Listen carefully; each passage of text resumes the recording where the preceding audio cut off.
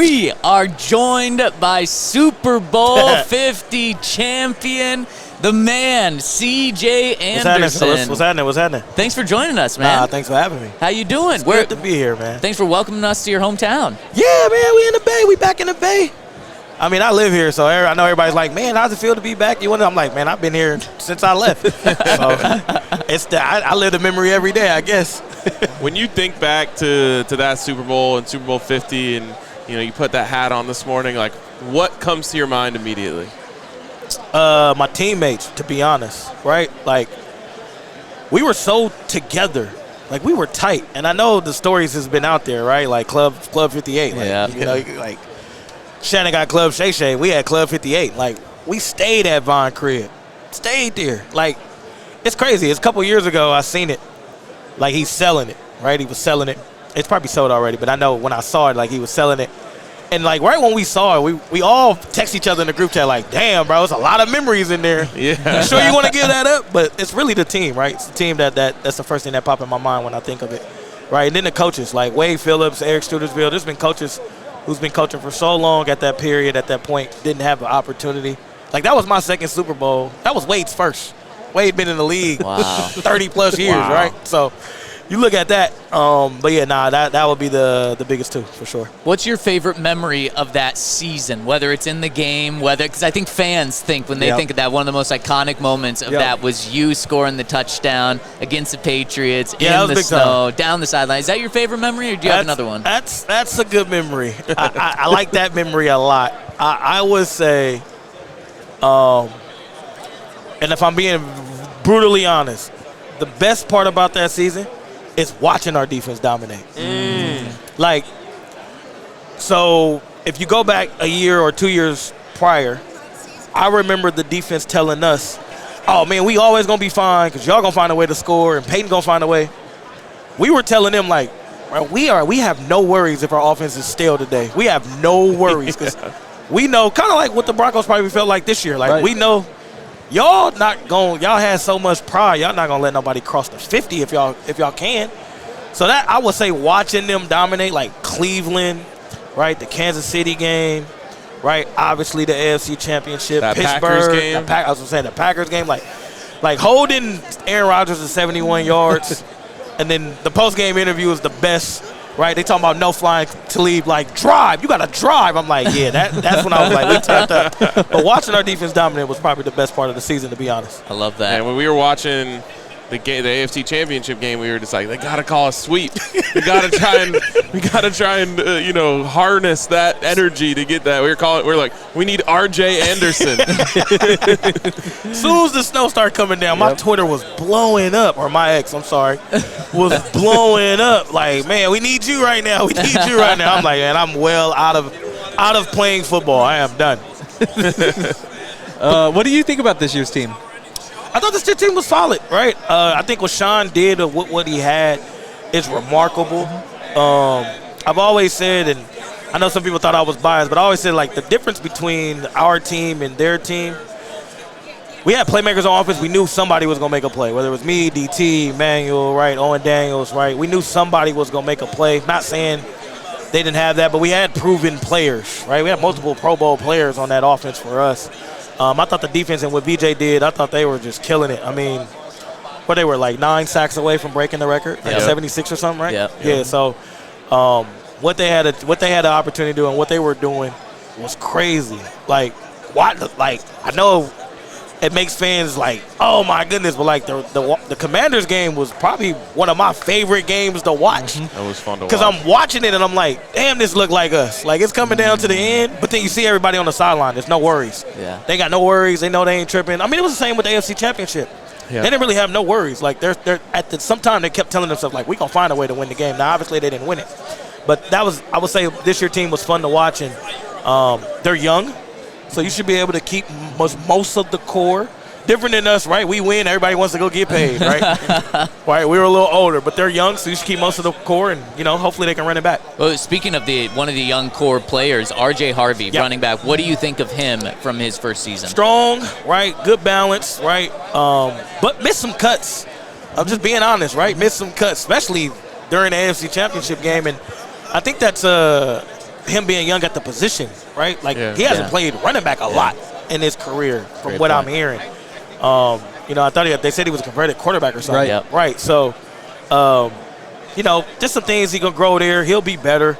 But the future and the upside for him is bright. I'm excited to see it. But, you know, I saw something from Terrell Davis the other day, which I think is true. You just got to put competition in that room, right? And obviously JK, if he comes back, right, and he stays healthy, that helps that. But you got to put some competition in the room that's going to push. I think that's what made us what we was. A lot of competition in certain places that pushed us to be our best. Yeah.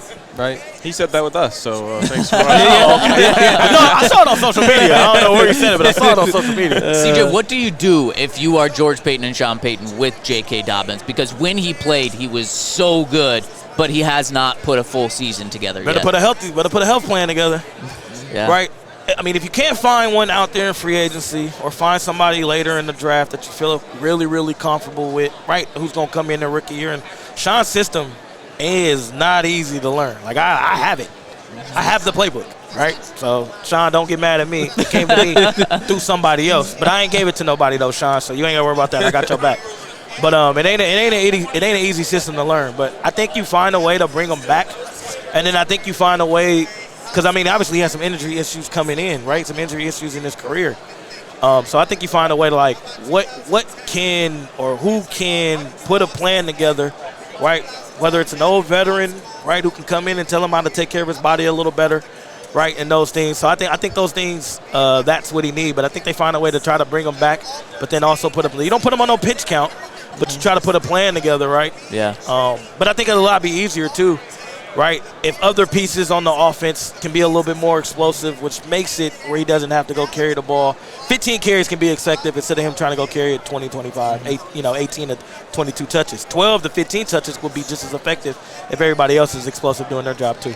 How cool is it for you to have, like, the brotherhood of the guys that you won that Super Bowl with, and then even, like, other Broncos alumni who have won Super Bowls, and just be able to go around and go back to Denver and just, like, you know, see all those guys and be a part of that? It's awesome, man. I think one thing that the Waltons have done different than, I would say, other organizations I've been a part of, inviting us and wanting us to come back. And then those alums, right, like TD, Steve Atwater, Rod Smith, man, they welcomed us with open arms, right? Even me, the undrafted rookie, when I came in wearing number 39, like, I was welcomed with open arms by the alums. And, you know, that's different than, right, like I played with the Rams and, right, like, yeah, I got to see Marshall, but that was like in the NFC Championship game, right? No disrespect to Marshall. Me and Marshall's cool now, but some of those like Eric Dixon comes back, but I saw him during, like, when we're successful and when we're having big moments. The alumni at the Broncos, they're always there. You always see them. You always see them. So I think that's a big thing, and it's good, right? Because they played the game too, so it's good to pick their brains, and hopefully the players that's there now are seeing that, asking those questions, right? Because football's football. It hasn't changed too much. Football's football. Well, and CJ, you're into coaching now. How much do you like giving back in that way? I enjoy coaching, man. I mean, I was a football junkie. Everybody knew that, right? Yeah. Peyton came out. I was one of the smartest players he ever played with. So coaching is fun, and giving back that way is fun. Obviously, just the type of kids I coach, inner city kids like myself, right, grew up single-parent home like myself, right? My coaches was my mentors and was my father figures, who put me in the position that I got to play in the NFL for so long, and giving that to those kids and letting them know I was no different than them, right? A lot of hard work and grit. Anything can happen, you know? Man, that is too cool. My final one for you, you mentioned playing with Peyton, one of the greatest ever. Bo's trying to get to that point. After playing with Peyton and knowing what it takes to be great in this league, do you see Bo having that and being able to potentially get there? One thing he will have to do is master the system, right? Like, one thing about Peyton, Tom, Drew Brees, right, some of these great dudes, they knew their system, right? Aaron Rodgers, their system, right? Second year in Sean's system, right, where I'm expecting a huge jump from Bo. Right now you hurt. Only thing you can do is look at film and look at the playbook and master the system. Because I think once you get a chance to master the system, right, because Sean runs a quarterback-driven offense, a lot of things will be open for Bo. So he goes master the system, he'll have the opportunity to do some special things, right? You're seeing that with Josh Allen, Joe Burrow, right, Patrick Mahomes. They know their system, where pressures are coming. They know defenses, but they know their system, which is the answer to those defenses. So I think that's something that should be a next step for him and a big jump for him. And we'll see how it plays out. But it'll be fun to see him once he get healthy off the ankle surgery. How's your bowling game these days? I ain't bowled in a minute, but I'm pretty sure it's probably better than everybody in here. I bet. Man, CJ, thank you so much for joining us today. Thank you guys. Love it, man. We love Denver. Denver's always home. Love it, man. Love when I get the chance to talk to you guys. That's one thing I called BK when I got here. I'm like, where you at, right? I'm like, Cecil here? Like, I'm making, because that's another thing, too. A lot of y'all don't change. Like, I got some, I'm wearing a little Weed Hobby, doing some things with Walmart.